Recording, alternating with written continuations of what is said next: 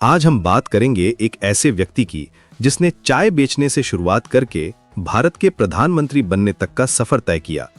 नरेंद्र मोदी की कहानी सिर्फ एक राजनीतिक यात्रा नहीं है, बल्कि ये दिखाती है कि कैसे दृढ़ संकल्प और मेहनत से कोई भी व्यक्ति अपनी किस्मत बदल सकता है। 17 सितंबर 1950 को गुजरात के वडनगर में एक साधारण परिवार में जन्मे नरेंद्र दामोदर दास मोदी का बचपन बेहद सामान्य था। उनके पिता दामोदर दास मूलचंद मोदी रेलवे स्टेशन पर चाय की दुकान चलाते थे। 6 भाई बहनों में से तीसरे नंबर के नरेंद्र को बचपन से ही अपने पिता की चाय की दुकान में हाथ बटाना पड़ता था। स्कूल के बाद वे अक्सर रेलवे स्टेशन पहुंच जाते और यात्रियों को चाय परोसते। ये वही समय था जब उन्होंने जिंदगी की पहली सीख ली, मेहनत और ईमानदारी से किया गया काम कभी बेकार नहीं जाता। लेकिन नरेंद्र का मन हमेशा से कुछ अलग करने का था। बचपन में ही उनमें नेतृत्व के गुण दिखने लगे थे। स्कूल में वे अक्सर सांस्कृतिक कार्यक्रमों का आयोजन करते और अपने दोस्तों को ऑर्गेनाइज करते। पढ़ाई में भी वे अच्छे थे, लेकिन उनका असली जुनून था लोगों से मिलना, उनकी समस्याएं सुनना और समाधान खोजना। 18 साल की उम्र में एक बड़ा फैसला लिया नरेंद्र ने। घर छोड़कर वे हिमालय की यात्रा पर निकल गए। ये सिर्फ एक स्पिरिचुअल जर्नी नहीं थी, बल्कि सेल्फ डिस्कवरी का समय था। 2 साल तक वे अलग अलग जगहों पर गए, साधु संतों से मिले और जीवन के गहरे अर्थ को समझने की कोशिश की। इस दौरान उन्होंने जाना कि उनका असली पर्पस क्या है, समाज की सेवा करना। वापस लौटने के बाद 1970 में नरेंद्र मोदी आरएसएस से जुड़े। यहां उन्हें एक ऑर्गेनाइज्ड प्लेटफॉर्म मिला अपने विचारों को व्यक्त करने का। आरएसएस में उनकी मेहनत और डेडिकेशन को देखते हुए जल्दी ही उन्हें जिम्मेदारियां मिलने लगीं। वे युवाओं के बीच काम करते, उन्हें मोटिवेट करते और सोशल एक्टिविटीज ऑर्गेनाइज करते।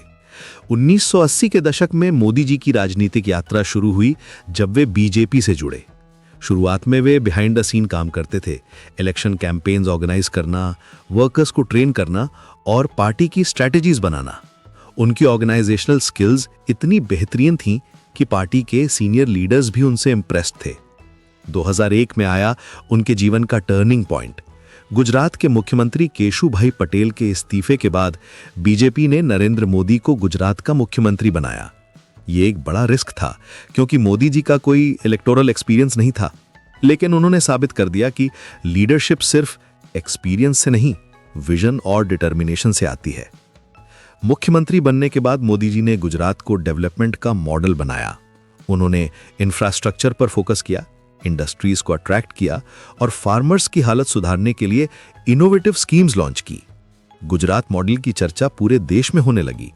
लेकिन साथ ही 2002 के दंगों ने उन्हें कंट्रोवर्सी में भी डाल दिया।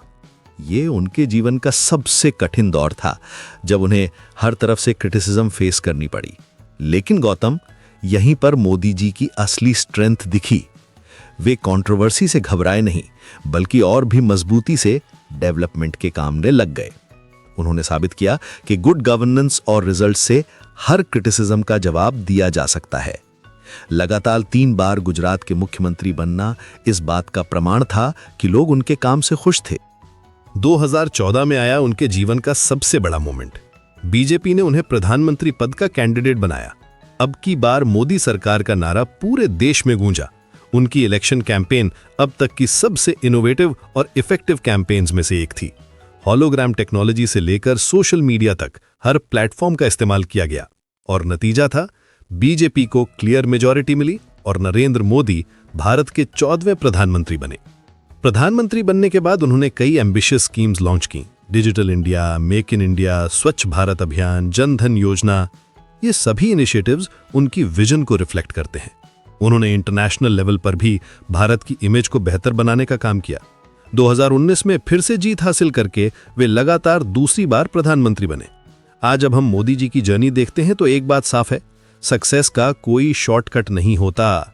चाय बेचने वाले लड़के से प्रधानमंत्री बनने तक का यह सफर ये दिखाता है कि हार्डवर्क, डेडिकेशन और क्लियर विजन के साथ कोई भी व्यक्ति अपने सपनों को हकीकत बना सकता है।